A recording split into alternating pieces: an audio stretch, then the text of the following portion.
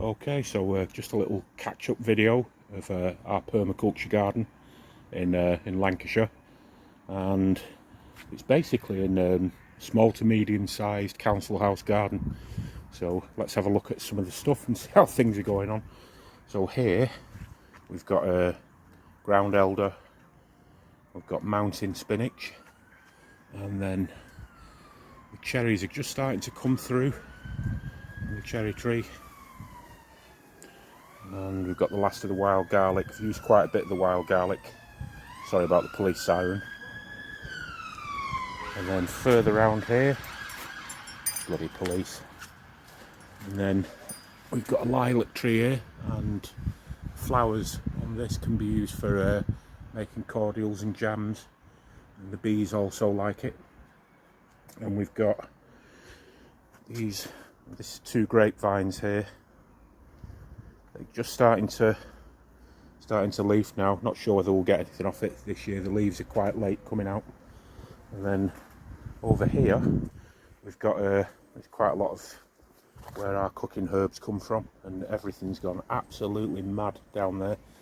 So we've got bronze fennel perennial, like humongous lemon balm, chives, red vein sorrel, rosemary, and we've had like absolutely loads of cuttings off that plant.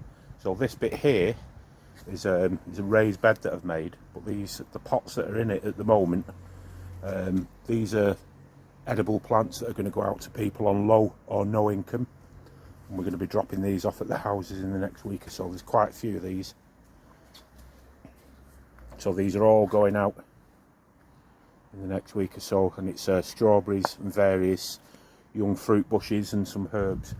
And then over here, I always, well, for the last sort of 7 or 8 years, I've been growing carrots, Chantenay carrots, in washing up bowls, plastic mushroom boxes, old kids' toy boxes, and they grow really well.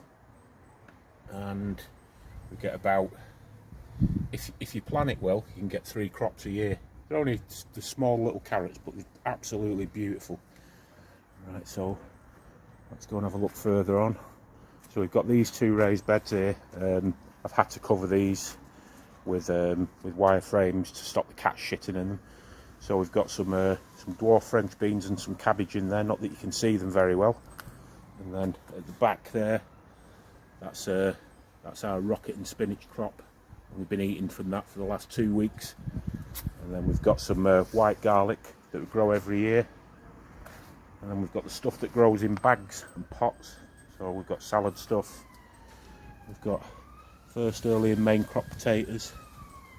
And really this growing in bags bit, it's just utilising space on a concrete path that wouldn't have been used otherwise. And sorry about the police siren again. A lot of mayhem going down in this area at the moment. And then we've got another herb area here where we've got that large sage plant that I'm going to be cropping soon. We've got some thyme, chives, strawberries, lemon balm, Welsh onions. It's all going on in this little bed. And then further round, again, because to stop cats shitting, we've got some cabbage, kale and radishes under this perspex. And we've got dwarf French beans there. Got more carrots growing in that plastic tray. More salad crops, kale and runner bean, broad beans in there. And then we've got some main crop potatoes coming through at the back there, and they're just shop bought potatoes that weren't used in time. So we've got more spuds here, and then we've got this rather large bay tree, and this has been giving us bay leaves for about the last 10 years. So let's go further around the garden. And of course, in between all these vegetables, we've got loads of flowers that help the pollinators. So more potted stuff here again.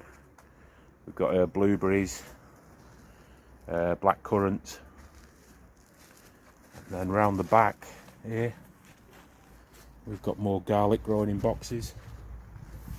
Again, making space of making use of an area where, you know, this is where clothes dry on this area, so growing them out of the way there in boxes, they can just happily get on with it. More spuds. And we've got the perennial wallflower there from one of our friends. Pete gave us a cutting only 2 years ago, and it's absolutely rocketed in size. And the bottom of the garden here really is about protecting and enhancing local wildlife. One of the problems in this area is virtually all our neighbours on both sides have ripped the gardens up, and they've just put block paving down or tarmac, and they fill the back gardens with vehicles, so it's not good for wildlife. So we've responded by having this, you know, quite a chunk of the garden where basically it's a wildlife haven. Over here we've got loads of cleavers, which I'm processing the cleavers at the moment for detox drinks. I'm going to be making pesto out of it soon. And there's the garden shed there that's lasted well over 2 decades, and it might, if we're lucky, it might survive another 2 or 3 years. So let's go back up the path. And still a lot of stuff in pots. Some of this stuff will stay in pots and some will be planted in the garden. So we've got more strawberry plants there that will be going to our growers. And then this is the nursery area here, where we've got loads of cuttings growing of various flowers and herbs. And over here we've got forget-me-nots growing rather well with lemon balm. And then this is the legendary 50 quid Polytunnel. In there at the moment there's mainly tomatoes and chilli and pepper plants. And we've got the oca tubers here, which I do eat them sometimes, but I grow them as a cash crop. This is a little bit of the income that helps me get through winter. And these are grown in quite large pots. And here's the bulk of the tomatoes and chilies. And then we've got a lot of these are going to need planting on in the next few days. There's literally hundreds of different tomato plants in there. And we've got courgette, chilies again, and more peppers, more tomatoes. So let's get outside, see if there's anything I haven't shown you. So yeah, that's basically just a quick update of our permaculture garden. Everything's looking lush at the moment. There'll be a lot more colour in the garden, and hopefully a lot more insects throughout June and July. Now let's have a quick look in the pond. There was a few frogs, a few larger frogs and some frog spawn, but it's looking a bit cloudy because we've just had some rain, so probably not going to see a great deal really. No, there's nothing about. They're hiding at the moment. So yeah, this is where we're up to now. So thanks for watching, and I hope you're all doing as well as can be in these insane times we're living in. Please look after each other and look after the planet, and please subscribe to this channel if you haven't already. So take care, over and out.